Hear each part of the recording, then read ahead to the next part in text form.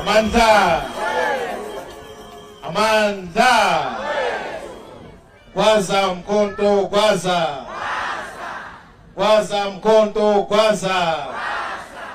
Jigijela mkonto jigijela.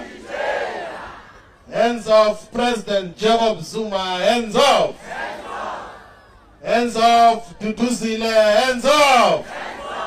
Amandla. Away to Maibuye. Africa. Maibuye KwaZulu Natal, Maibuye. Maibuye KwaZulu Natal, Maibuye. Amandla. Away to Sabonga kakhulu National Chairperson Nkosinathi Nhleko. Before we ask the President to come and greet all of us, allow us to take this opportunity to summarize just in few minutes what this neo-colonial state, the government of Ramaphosa, is doing, what brought us together here today. The reason we are gathered here today is because of the abuse of state power and state institutions. Something that has been done for many years against President Jacob Zuma. So the same abuse of the state power which happened on President Zuma in 1962, 1963, when he was taken to Durban Island at the age of 21, is the same abuse that is being meted out on his daughter, a leader of Umkhonto weSizwe and a member of parliament, a leader of the Pan-African Parliament, Duduzile Zuma. The same charge that was meted on President Zuma when he was age 21 of the suppression of communism or terrorism in different names is the same charge that is being brought against Duduzile Zuma.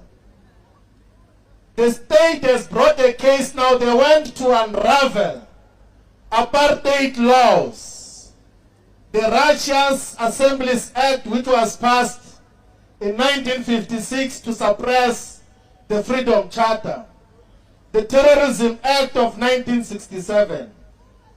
They went to fetch all those laws to try to persecute and criminalize Duduzile Zuma. And why are they doing so? The reason they're doing so is because on the 7th of July 2021, the South African government and state unlawfully arrested President Jacob Zuma, unconstitutionally arrested President Zuma. And the people of South Africa, the fearless ground forces of South Africa, said we will never allow wrong things in justice to be meted out against President Zuma. And they took to the streets, they demonstrated legitimate action against the unconstitutional and unlawful conduct of the state. And in observing that, the comrades and the ground forces are protesting against the unlawful arrest of President Zuma. Duduzile correctly said, "We see you, comrades."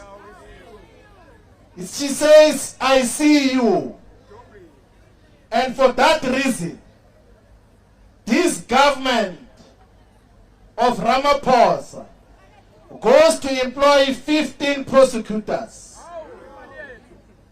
to go and investigate a case against her for almost 4 years now.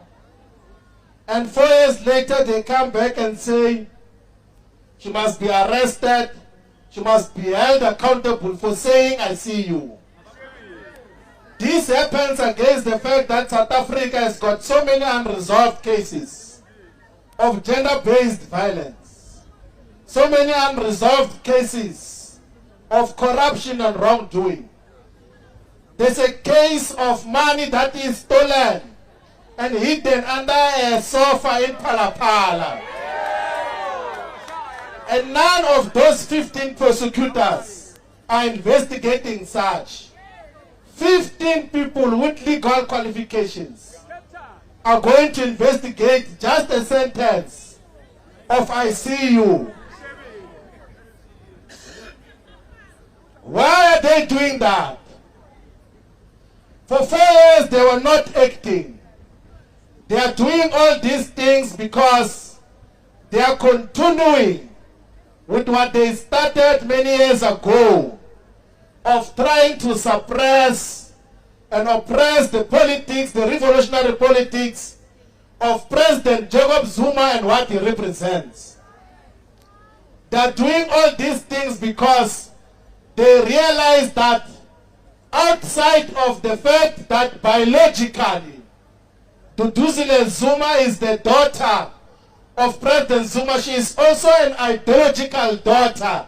He has reproduced himself in terms of determination, in terms of focus, in terms of radicalism, in terms of spirit of no surrender, no retreat, in terms of spirit of not collaborating with the white capitalist establishment.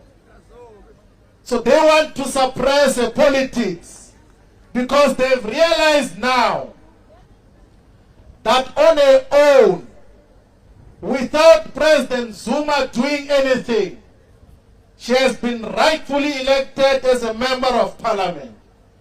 Without President Zuma saying anything, she has been elected as a chairperson of the Southern Caucus in the Pan-African Parliament.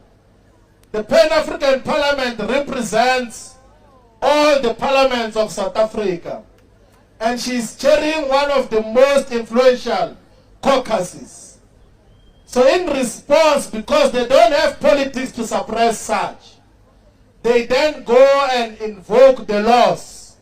They abuse state power in the same way they've been doing against President Zuma in the 1960s. In the same way they've been doing against President Zuma in the so-called armed deals charges. They think that they can abuse state power to suppress now the emergence of Mkhonto Wesizwe, which is here to stay, which is here to take over this government and bring about total freedom. So all these things, comrades, it's an act of intimidation. That is what happens to all collapsing regimes and governments.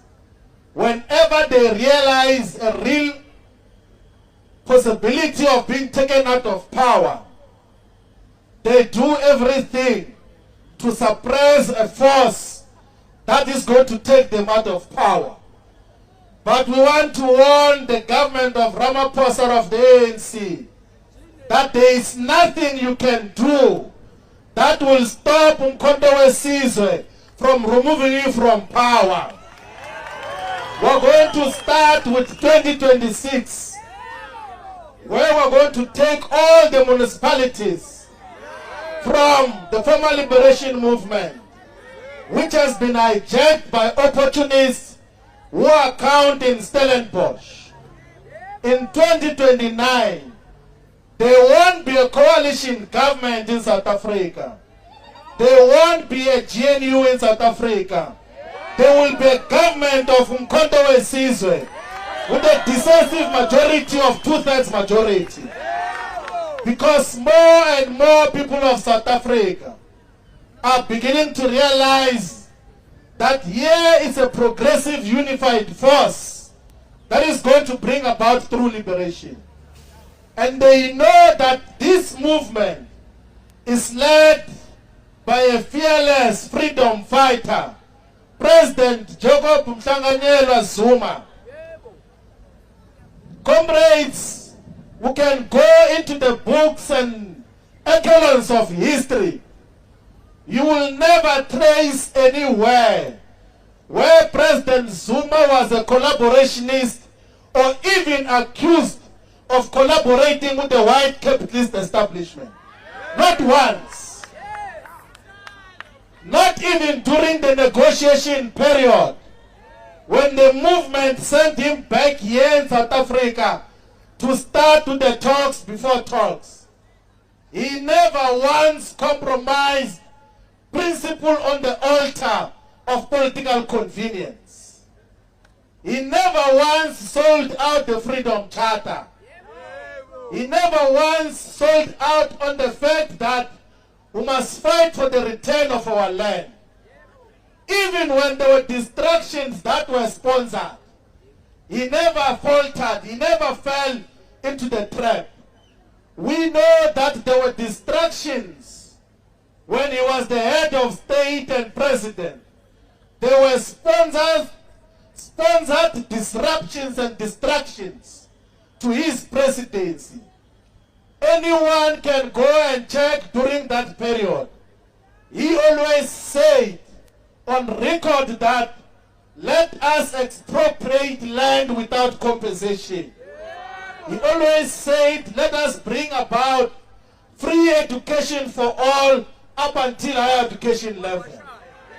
He always said let us take the economy from the white minority and give it to the black majority.